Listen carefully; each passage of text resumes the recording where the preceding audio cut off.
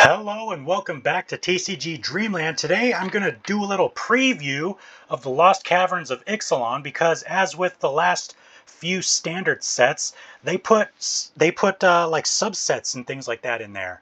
So we're going to see some interesting things. As you can see, there's the regular set and then two subsets. You have Commander. There's always Commander, but we have special guests, and in addition to that, we also have Jurassic World.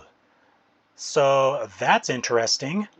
If you remember, a year ago, Brothers War had the Transformers cards that they put in, and this is basically the same thing. The set is actually a little bit larger. There's a few more cards than there were Transformers cards, and we'll talk about that in a minute here. So, full art lands. Here's your full art lands. This is cool. Oh, there's going to be spoilers, by the way. Some big spoilers for some of the heavy hitter cards in the set, because Wizards always does that to get people interested in actually buying the set before it comes out.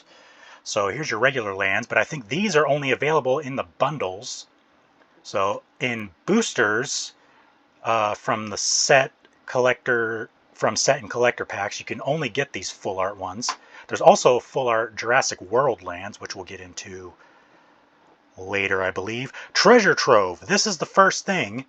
They're calling these treasure troves. These are box toppers. So there's going to be box toppers in both, actually in all three types of boxes, booster boxes. There's going to be box toppers, treasure trove box toppers, non-foil box toppers in draft and set boosters, and traditional foil box toppers available in collector booster displays. There are a total of 20 borderless cards within the Treasure Trove promotion, 19 of which are reprints from outside of Ixalan. You have 8 uncommon, 7 rare, 5 mythics in the Treasure Trove, aka box toppers. And as you can see here, Chalice of the Void. That is a very expensive card. I think the last time they reprinted that was in the remastered, what was it, Time Spiral Remastered, and that was a very expensive card. The non-foil, I think, is like 50 bucks. The foil is like way more expensive than that, because foils back in Time Spiral Remastered were actually really difficult to get. So this will be interesting. Chalice of the Void reprint as a box topper. Foil versions in collector booster boxes. Here we have showcases. There's a couple different types of showcases, but there are other more interesting things, so we'll go on. Here's the borderless. There's some 16 borderless old tech cards, which, if you've looked at the set list, they're just like super duper colorful, rainbowy looking like this. They're actually pretty cool, I think. And then you have these, the dinosaurs, and these are, I think, even better looking. Actually, they kind of look like paintings. The artwork's, it's like full art borderless painting style, which is really cool. Next cool thing, special guests. All right, so these are reprints that they're putting in certain packs. You cannot get these in draft. They are available in set and, of course, collector, because collector has everything. So the special guests are borderless reprints of fan favorites that will appear in non-foil slot, where the list cards can appear in set boosters. So this will be in the same slot as the list. It won't, I don't think it replaces the list, it's just in the same slot as the list. And the hit rate we'll see later down below. I think it's 1 in 12. So it's roughly the same hit rate as the list, but I think it's separate from the list. I don't think it replaces the list. All right, and then in collector boosters, these appear as traditional foil. There are 18 total reprints throughout Magic's history. And as you can see, the first one here, Mana Crypt. This will be the first time they've printed Mana Crypt since Double Masters, the first Double Masters. And this card is going to be very expensive for multiple reasons, one of which we'll get to at the end. But here's your reprint of Mana Crypt. So 2 heavy hitters already, one being Chalice of the Void box topper, and then you have these special guests with Mana Crypt, very cool looking. I don't know, I kind of like the Double Masters one more. This is kind of weird looking, but I don't know. It's going to be very expensive. Now, Jurassic World Collection. So this is going to be the equivalent of the Transformers that they had in Brothers War. So let's see here. Find your favorite moments from all the Jurassic Park and Jurassic World movies, from the original Jurassic Park in 1993 to the recently released Jurassic World Dominion that came out in 2022. There are a total of 26 Rex cards within the Lost Cave of Ixalan, 20 of which are new, mechanically new cards. So 20 of the 26 are mechanically new cards. All right, there are also 6 lands, 5 of them being full art lands, 1 for each type, and then also a full art command tower. I call them full arts because every other TCG calls them full arts and not borderless. So, yeah, borderless command tower, because they have to put command tower in every set one way or another. So, very cool. Let's read a little bit about it here. Yep, all 26 are rares within boosters and are available in 1 in 12 set boosters. And there's 1 in every collector booster. So it's going to be a Jurassic World card in every collector booster. And we'll take a look at the actual, what all the slots are in set and collector later. Now, there was something to do with bundles. Okay, so the Lost Caverns of Ixalan bundle will include 1 non-foil card from Jurassic World collection. And the gift bundle will include a foil Jurassic World collection card. And so it is 1 of 20, I believe. Bundle promos are 1 of 20 mechanically unique designs. So in the bundle, you get your normal bundle promo, but then you also get 1 of 20 of the 20 mechanically unique Jurassic World cards as an extra kind of thing. So that's kind of cool. So no 2 bundles. Well, I guess you have a 1 in 20 chance. There's 20 different ones you can get. So if you open 2 bundles, you could get different ones. If you open 20 bundles, you could get all different ones, or you could get all the same. I don't know how it works. It's probably just random. Now, this. Also be on the lookout for emblems on cards in the Jurassic World collection. This is the equivalent of the shattered glass foils from Transformers, which upon release, some of them were extremely expensive. I know Optimus Prime shattered glass foil was going for well over $1,000 on release. And they do have a very specific pull rate for these that we'll get to later on. Right here it just says less than 1%, because Wizards loves to say less than 1% of booster packs, but they don't tell you specifically, but they do say specifically later. I'll just tell you now, it's 0.3%. 0.3% of booster packs will have one of these kind of logo stamped foils. And some of these may be very expensive. In fact, probably 2 of the best ones are going to be these right here, the Ian Malcolm and the Indominus Rex. There's also an Indoraptor, and then there's also a card that features Rexy, but they don't call it Rexy, which is weird, because the Jurassic Park fandom has been taking, they've been calling the original T-Rex from Jurassic Park 1, they've been calling that Rexy like for years. And it's kind of a big deal, but they didn't call the card featuring Rexy. They didn't call it Rexy. I don't know why. Anyways, next big thing, Neon Ink cards. So, back to Kamigawa Neon Dynasty. So, here we have 6 different Neon Ink cards, and there are different pull rates for each color. We'll get to that in a moment. But as you can see here, we have, starting from the bottom and going up, we have green, red, purple, blue, and yellow, 1 for each mana, obviously. And then you have a tricolored one, red, green, and yellow.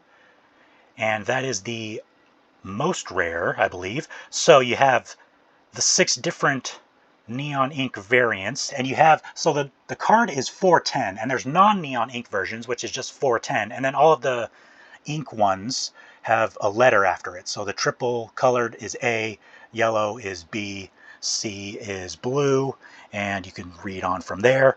And then, bada bing, bada boom. Look at that. So you have 2 different cards, 6 variants of 2 different cards, one being Cavern of Souls, the other being Mana Crypt.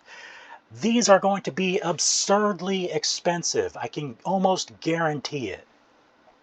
because these are going to be in less than 1% of boosters, as Wizards likes to say.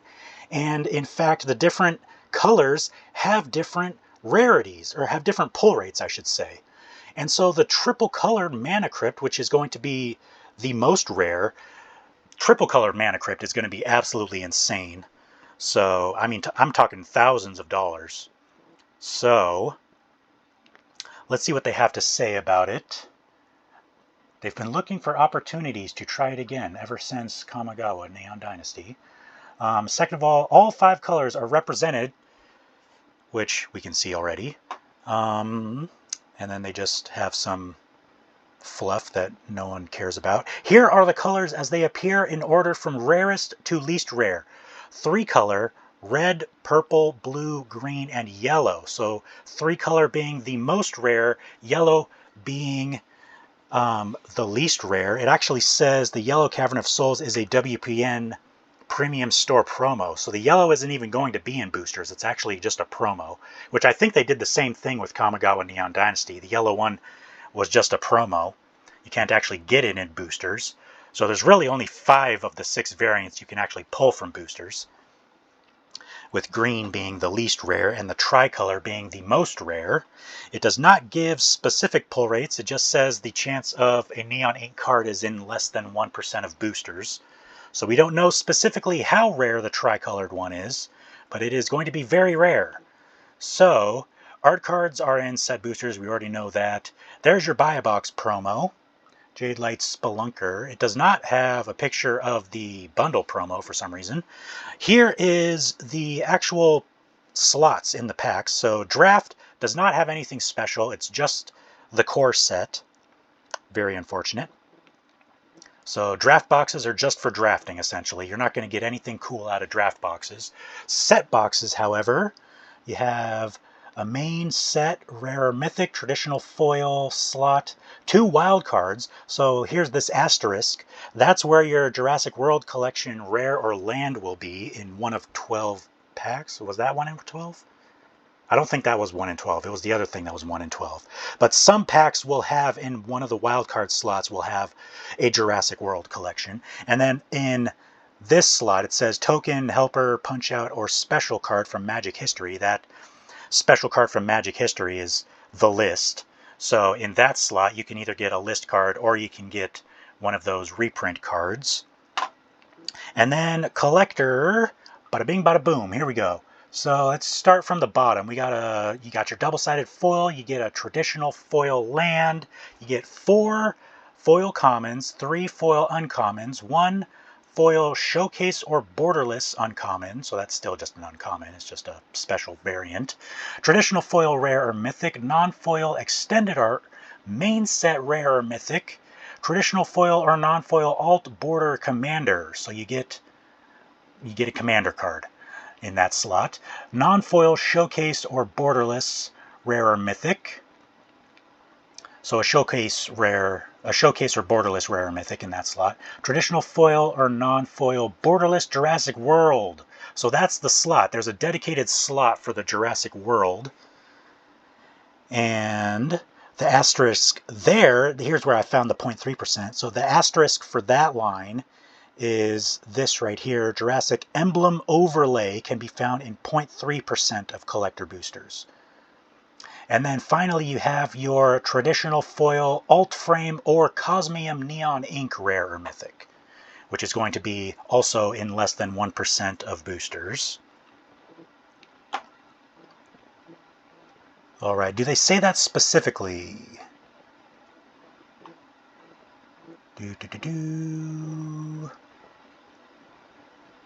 I'm too lazy to read all of the fine print. Oh, here it is.